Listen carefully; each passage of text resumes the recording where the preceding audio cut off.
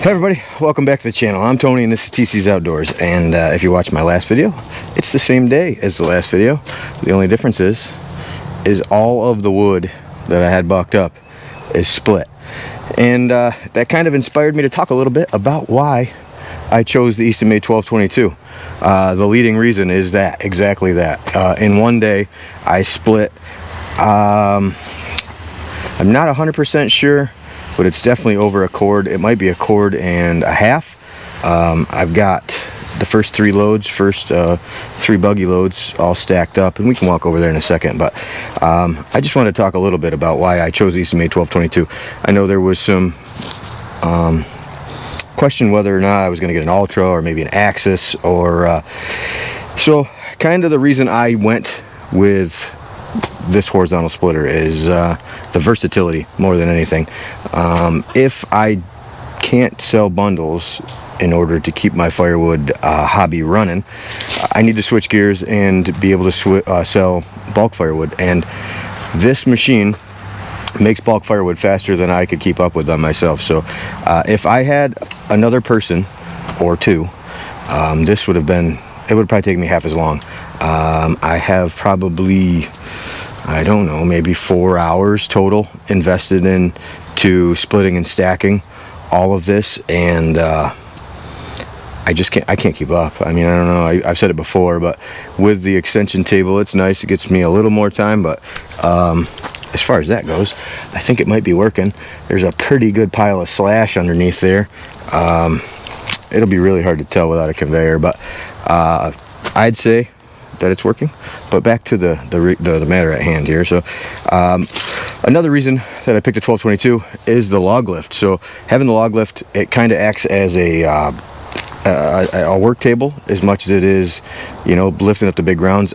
These rounds were all manageable size, but a while ago, if you guys saw when I did that ash, my free ash score that I had, some of those rounds were gigantic. At the bottom of the one trunk, it was like 40 inches one way and 38 the opposite. So it was a huge piece of firewood, and there's no way that I'm picking that up without a piece of equipment, or then I'd have to noodle it down or split vertically, and it would take me like an hour just to split one round, where with this thing, we rolled it up there, loaded it up, and then in 15 minutes it's broken down and in the truck. So the log lift is it's worth its weight in gold. You know, that's one of the reasons I didn't go with an Ultra, is the no log lift, and also the adjustable wedge. Not just adjustable up and down, but being able to change the wedge to a 6 or 4 or box wedge, or whatever the task at hand really calls for.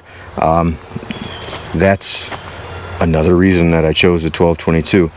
So when I decided that I was going to buy a commercial wood splitter, I had made my mind up that I wanted an Axis. I really like the vertical split, but the more I thought about it, the more I didn't want to be slow, I guess, for lack of better terms. It is precise, but it's much slower, although the new super high output one seems like it might speed things up. I'd like to see a face cord challenge on that bad boy. What I was saying is I had 3 models that I was basically going to choose for them when I decided that I wasn't going to get an Axis anymore. When I decided that the Axis wasn't right for me, I had narrowed it down to an Eastonmade 1222. I was thinking a 916, but a 916 with auto cycle and the oil cooler and the upgrades, it's a 1222 by the time it's all said and done. So you're just better off getting the 1222. And I had the Wolf Ridge resplit, the 22.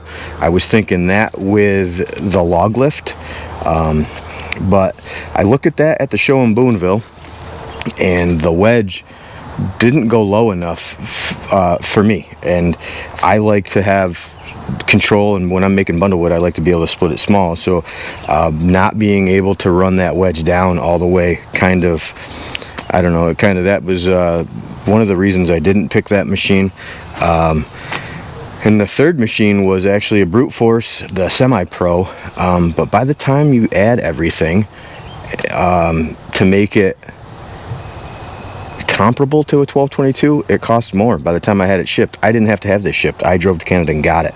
So that was another reason. And then, you know, Eastonmade 1222, when I chose to go with Eastonmade, I met Andrew at Boonville, and that pretty much sealed the deal. If you've never met Andrew, he's exactly what he seems like he's going to be in all the videos. He's a genuine dude, and I don't know, him and his team pretty much sold me on an Eastonmade product, and I couldn't be happier, to be honest with you. And through the whole process, even, you know, going over to Canada, they couldn't have made it easier for me. They had everything figured out. All I had to do was show up, and so it was really cool. And so that's the gist of it. That's the ins and outs of why I chose the Eastonmade 1222. So adjustable wedge, speed. I mean, that thing is so fast, you know, 5-second cycle time. 6-way wedge just flies through this kind of stuff, and this is oak. I know this is kind of a random video, and oops, there goes my battery. So this is definitely different for me, but it was just something I wanted to do. I wanted to share with you guys kind of why I chose the Eastonmade 1222, my thought process, and some of the key features that I looked for in a commercial wood splitter when I chose the one I chose. And maybe it'll help somebody out there if you're thinking about, you know, pulling the trigger on a pretty sweet machine like the Eastonmade 1222. You know, any input helps, I know, when you're making those kind of big decisions. So want to walk over to the pile and see what we got going on. So over here, next to, this is all bundle wood that I've been splitting, and you guys have been along for the journey. This is the oak. So these are the first 3 loads here that I've got stacked up. See, I've got some weed mat, oops, in between. That's new. I'm going to try that. So now I don't have to mow, and I can get them a little closer together so that my mower doesn't have to fit. And try to use the space I have, you know, a little wiser, I suppose. So, but we've got 2 pallets. So that's 2 face cords. This is probably, it's a full cord here, and that trailer is pretty heaped up. So I would imagine there's at least another face cord on there. Oh, geez.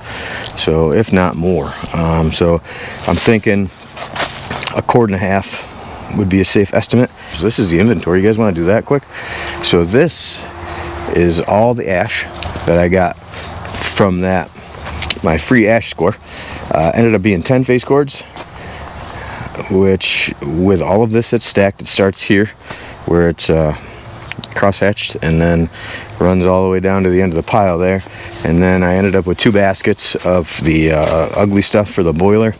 And so yeah, all in all 10 face cords, which is pretty sweet score for free. It's a lot of work, but it was definitely worth it.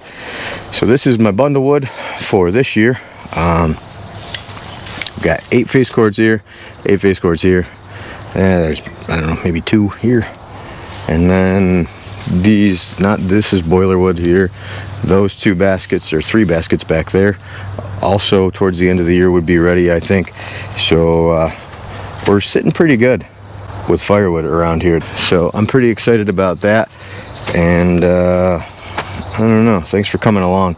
Hopefully you enjoyed the video. I know this is a little different than normal. It's just more talking than anything. But either way, I hope you guys have a good rest of the day, and we'll talk to you later.